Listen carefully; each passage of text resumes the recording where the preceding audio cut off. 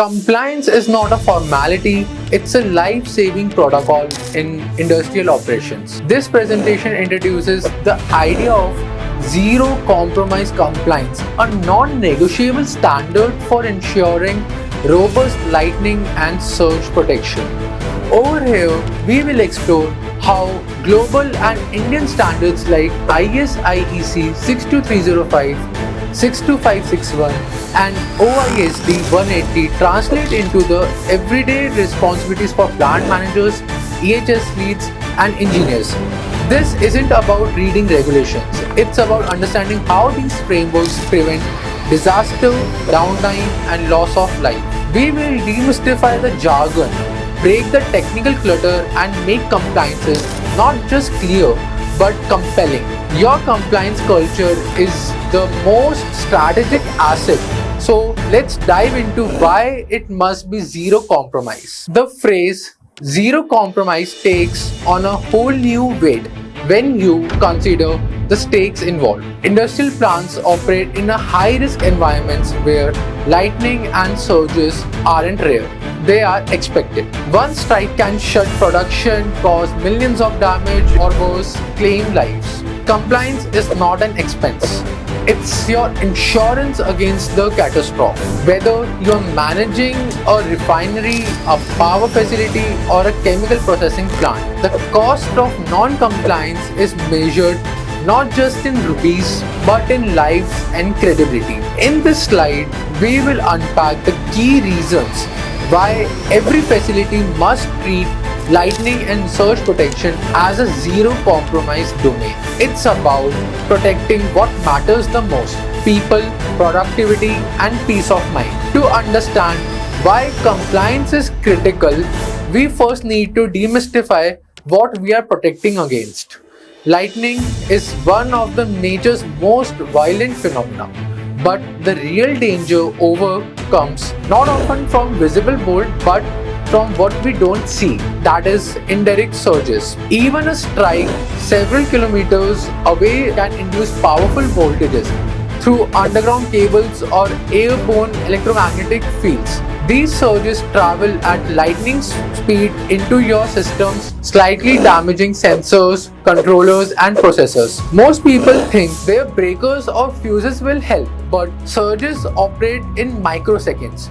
That is far too fast. The only defense is a compliant layered protection system. Let's explore how compliance standards tackle this. A robust compliance culture is anchored in a set of clear and actionable standards. The IS IEC 62305 series forms the core of global best practices in lightning protection, structured across four vital parts, from understanding lightning risk to protecting internal systems. Complementing this, the IS IEC 62561 ensures every component you use from rods to grounding is standardized and tested. The IS IEC 61643 series family focuses on surge protective devices, that is SPDs, that shield sensitive electronics. Locally, IS 3043 governs proper earthing practices. For high-risk environments like oil and gas, OISD 180 and API RP 545 introduce additional layers of compliance, especially where fire and explosion hazards are present. This standards ecosystem is your blueprint for zero compromise compliance. IS IEC 62305 Part 1 is the foundational document in the lightning protection standards. Think of it as a blueprint that explains why and how of everything that follows. It doesn't just throw technical terms at you. It lays down the science behind lightning events and how they can interact with your plant.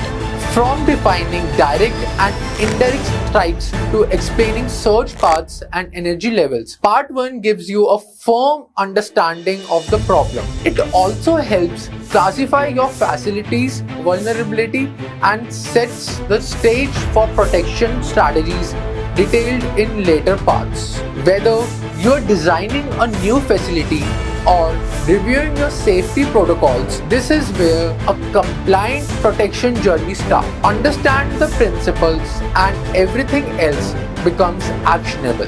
IEC IS 62305 Part 2 is where compliance meets logic.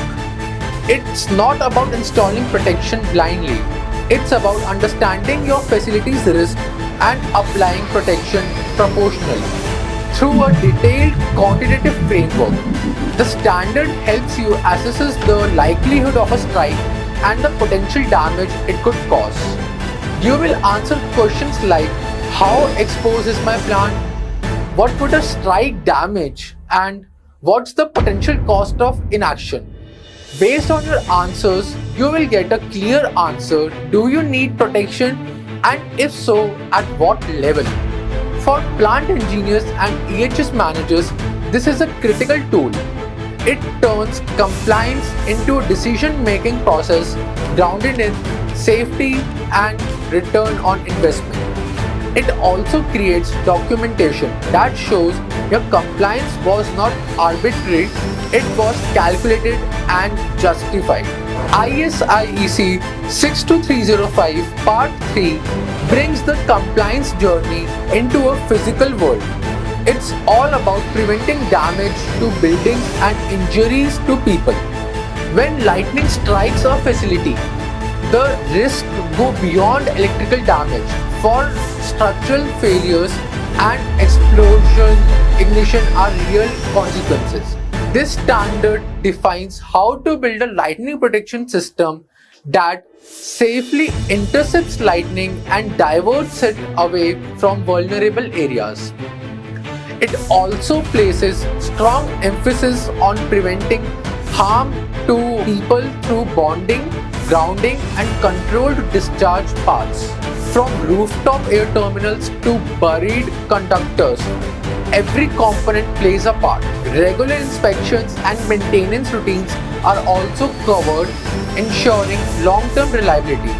For any high-risk industrial sites, Part 3 is not optional, it's a survival critical.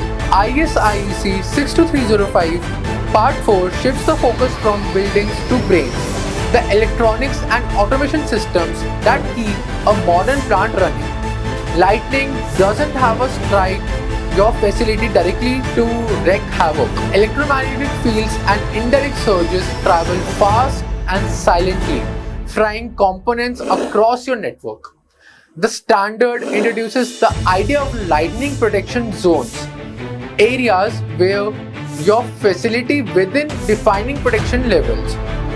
By segmenting and strategically placing surge protective devices, you create a layered defense that limits energy propagation.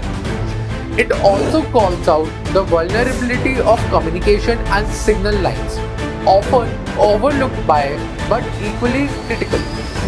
In a digital plant environment, 62305 Part 4 is your compliance blueprint to ensure operational continuity even when lightning strikes nearby. Compliance is not just about systems, it's also about the components you choose. ISIEC 62561 defines the materials and performance requirements for every part of a lightning protection system.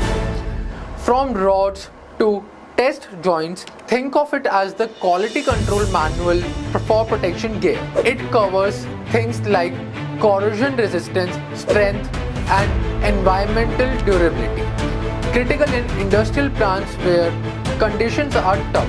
If a clamp fails or a conductor corrodes, the entire system could collapse under a strike. For engineers and buyers, this standard provides clarity and trust. When every component meets the same global benchmark, your entire system becomes more reliable and your audits are easier to pass. This trio of standards rounds out your compliance sheet, starting with ISIEC 61643 series, which governs the heart of surge protection. SPDs, these devices act as pressure valves during a surge, shunting energy away from critical assets. IS 3043 ensures that the grounding path where surge energy goes is designed correctly. A poor earth is dangerous as no protection. For India-based facilities, this standard has local relevance and regulatory importance. In hazardous sectors like oil and gas, lightning isn't just a nuance. It's a potential trigger for catastrophic events. That's where OISD 180 and ABIRB 545 come in. This requires specific spacing, bonding, and protection techniques for flammable zones. Together, these standards don't just improve your safety, they also ensure your systems are insurable, auditable, and legally sound. Now that you know the standards, how do you implement them? This slide gives you a clear checklist tailored for plant engineers, EHS officers, and electrical managers. Start with the risk assessment as required by IS IEC 62305 Part 2. It's the backbone of informed protection decisions. Then design your lightning protection system and surge protective devices as per 62305 Part 3 and 62305 Part 4. Crucially, double check that your physical components are compliant with IS IEC 62561. They are often overlooked but is essential. Your grounding system must align with IS 3043 and it's the energy dissipation rule. Finally, document everything. Audit trails, staff training records and maintenance logs don't just protect. They make inspections smoother and compliance sustainable. Even when facilities attempt to comply, mistakes are common and costly. This slide walks through the top pitfalls and how to address them. One major issue is using the wrong surge protection devices. If they are undersized or mismatched, they won't activate in time or worse, will fall during the surge.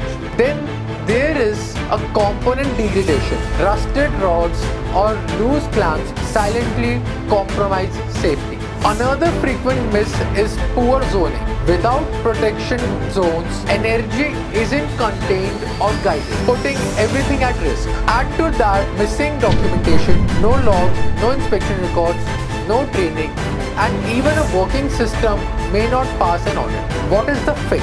Treat compliance as an evolving life cycle, not a checklist. Review, upgrade, and restrain regularly. Let's ground all this theory in a real-world example.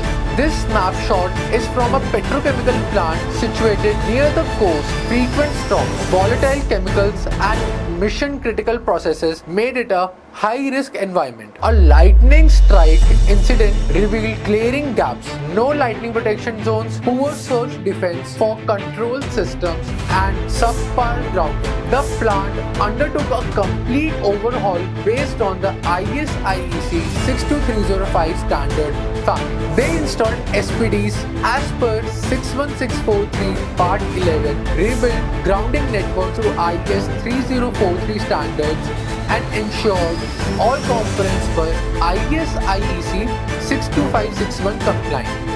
Crucially, the team also trained operations and EHS personnel and instituted documents, SOPs for emergencies and inspection. The result: over 2 years with zero downtime or failures due to lightning or surges prove that zero compromise compliance pays off. A compliant system today doesn't guarantee compliance tomorrow. That's why monitoring and maintenance are often called the hidden layer of compliance. This slide outlines how to maintain long-term protection through proactive care. Start with regular visual checks, simple but essential. Rust, cracks, or missing connectors can cripple protection. Then schedule electrical tests, measure earth resistance, check bonding continuity, and test SPD response. Track the life cycle of your components, just like you would not ignore an expiring fire rig extinguisher. Don't trust an aging SPD to catch a billion-watt spike. Also, analyze any incidents or system responses. Each one holds insights for better resilience. Finally, train your internal team. Empowering them with knowledge reduces reliance on external audits and builds a culture of operational ownership. As we close this session, the phrase zero compromise compliance should no longer sound abstract. It's a practical philosophy, one that aligns safety, reliability, and performance in every industrial environment. Whether you are a plant engineer managing operations or an EHS officer setting policy, compliance is not just about ticking off boxes. It's a mindset, a commitment to proactive planning, cross-functional alignment, and consistent monitoring. The standards exist for a reason. They are not just regulatory, they are preventative. And in environments where a single failure can cause explosions or shutdowns, prevention is not optional. It's leadership. Let's build systems that don't just pass audits, they pass real-world problems. This session is not complete until your questions are answered. Let's turn this slide into a real dialogue. Whether you are struggling with terminology, unsure about a standard's scope, or facing pushback from management, we want to clarify and help you guys to connect. Bring your own plant challenges to this table. Maybe you are unsure about SPD specifications or confused about lightning protection zones. Perhaps you are facing training gaps or need buy-in from finance. Whatever it is, speak up. This is not a compliance monologue. It's a collaboration. Let's learn from each other and take steps toward a safer, smarter plant culture. Thanks for watching out the video. For more information, subscribe LPS International. Thank you.